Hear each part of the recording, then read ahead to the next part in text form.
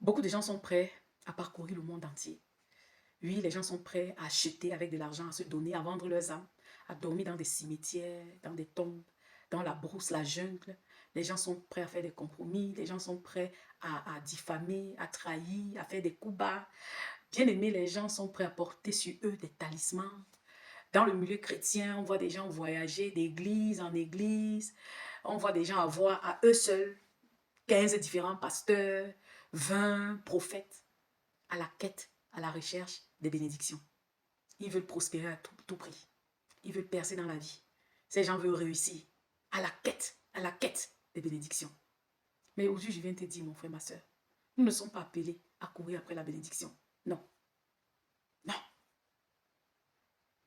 Parce que lorsque tu es déjà maudit, bien-aimé, peu importe les bénédictions qu'on pourra te donner, t'octroyer, les bénédictions qu'on pourra proclamer sur toi, cela ne te servira à rien. Cela sera égal à la malédiction.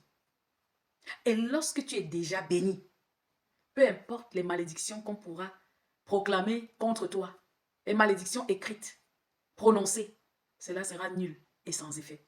Allez lire euh, Proverbe 26. Comme l'oiseau s'échappe, comme l'hirondelle s'envole, ainsi la malédiction sans cause est sans effet. Je vais aujourd'hui te dire, pose-toi la bonne question. Est-ce que toi-même tu es déjà béni? Oui, bien-aimé. Quand tu es béni, tu n'as pas besoin de courir après la bénédiction. La bénédiction elle-même se charge de te suivre. Tu attires la bénédiction comme un aimant. Il y a embouteillage, il y a bouchon. Il est écrit dans Deutéronome 28, verset 8. L'Éternel ordonnera ou commandera à la bénédiction d'être avec toi, dans tes greniers, dans tes entreprises. Vous voyez? Donc l'Éternel commande à la bénédiction de te suivre. Partout où tu vas, la bénédiction te suit. Je viens aujourd'hui te dire, toi qui m'écoutes, toi qui ne connais pas le repos, toi qui as la quête effrénée de la bénédiction, tu as entendu dire que la bénédiction au nord, tu vas, au sud, tu vas, tu ne trouves pas le sommeil. Tu te poses la question, comment je vais faire pour être béni? Tu as déjà en fait tout fait. Tu as épuisé tous tes moyens. Je viens te dire, repose-toi. Cherche à être béni par celui-là qui est la source de la bénédiction, le Créateur. Il est écrit que c'est la bénédiction du Seigneur qui enrichit et il ne la fait suivre d'aucune douleur, d'aucun chagrin. Cela est écrit dans Proverbe 10, verset 22. Recherche d'abord la bénédiction. Bien-aimé, quand tu es béni, alors tu pourras jouir de la bénédiction. Souvenons-nous de l'histoire du fils prodige. Ça, c'est un fils qui alla voir son père, réclamer son héritage. Alors que son père, celui-ci n'était pas encore décédé, il était encore vivant. Il alla prendre tout ce qui lui appartenait. Et son père lui donna tout, une grande somme d'argent. Et il s'en alla. Pour lui, il allait exploser dans la vie. Il avait des grands projets. Mais la Bible nous dit quoi? Qu'il alla au contraire dilapider tout ce qu'il avait. Et il s'est vu même en train de manger les déchets, la pourriture qui était réservée aux cochons. Et il revint à la maison, bras ballants, bredouille. Vous savez pourquoi? Parce que ce garçon-là n'était pas béni par son père. Il n'était pas béni. Donc tout ce qu'il touchait était un échec.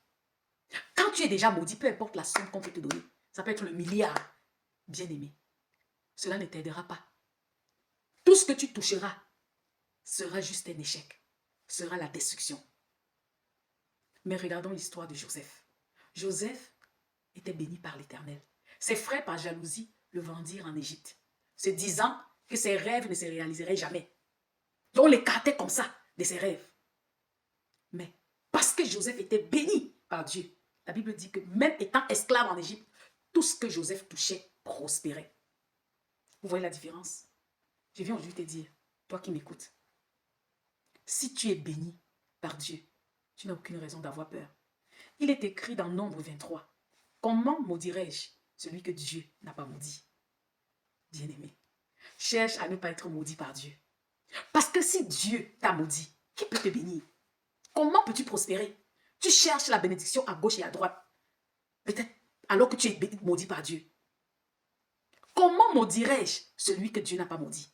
Et quand Dieu t'a béni, bien-aimé, qui peut te maudire? Personne ne peut te maudire. Tu me poseras maintenant la question, et comment faire pour être béni par Dieu? Je te dirai, reçois Jésus-Christ, accepte Jésus-Christ comme ton Seigneur et ton Sauveur. Lis Galates 3, versets 13 à 14. Il est écrit que Jésus nous a rachetés de la malédiction de la loi, en étant devenu lui-même malédiction pour nous. Car il est écrit, maudit quiconque est pendu au bois, afin que la bénédiction d'Abraham parvienne aux nations en Christ Jésus, afin que nous recevions la promesse de l'Esprit par la foi. Crois de tout ton cœur que Jésus-Christ est mort pour toi à la croix de Golgotha. En cette œuvre rédemptrice, où Jésus devint malédiction pour toi et moi. Et à la croix, il dit, tout est accompli. Mon frère, ma soeur, si tu crois de tout ton cœur, si tu as fait de Jésus-Christ ton Seigneur et ton Sauveur, tu auras le repos. Et tu seras un béni ou une bénie de l'Éternel. Je vais dire qu'il y aura des moments difficiles. Tes ennemis vont se rassembler. Ils vont comploter contre toi. Mais ça ne marchera jamais. Je vais dire, lorsqu'ils déclareront ta descente aux enfers, c'est là alors où tu feras ton ascension. Lorsqu'ils auront déjà signé, bien-aimé, ta défaite, ça sera ton succès. Lorsqu'ils essaieront de t'écarter, de te faire sortir de cette entreprise, de te répudier, de te chasser, ils se mettront même à jubiler ta défaite. Bien-aimé, c'est alors là où Dieu fera pour toi un empire. Est-ce que vous comprenez? Lorsqu'ils prieront, c'est-à-dire qu'ils essayeront de te prier au dehors, c'est là où Dieu te fera rentrer au-dedans. Lorsqu'ils essaieront de t'écarter de ta destinée, de t'écarter de ton trône, c'est alors là où, sans le savoir, ils seront en train de te pousser, de te rapprocher de ton trône. Bien-aimé, si tu as Jésus-Christ comme ton Seigneur et ton Sauveur, tu es un béni de l'Éternel. Tu es un béni de l'Éternel. Et aujourd'hui, je viens t'encourager. Je viens te dire que c'est vrai ici-bas. On connaît des hauts et des bas. Parfois, il y a des épreuves qui sont si difficiles. Mais si toi, tu es béni par Dieu, et les gens se décidaient aujourd'hui de te prendre et de te jeter dans le désert, un endroit sec, un endroit aride, un endroit sans eau, à cause de toi. Je te dis, à cause de toi, ce désert-là se transformera en un étang d'eau. Est-ce que tu as Jésus? Est-ce que tu as réellement accepté Jésus-Christ dans ta vie? Est-ce que tu le laisses diriger ta vie, conduire ta vie? Bien-aimé, est-ce que tu laisses Jésus-Christ être le maître de ta vie? Alors je te dis que tu es béni. Et tout ce que tu toucheras prospérera. Partout où tu iras, Dieu te donnera la terre en possession. Pourquoi? Parce que tu ne marcheras plus par la vue, mais par la foi, guidé par le Saint-Esprit. Parce que tu ne marcheras plus selon ta propre volonté, mais selon la volonté divine. Que cela soit ta portion, dans le nom précieux et glorieux de Jésus-Christ.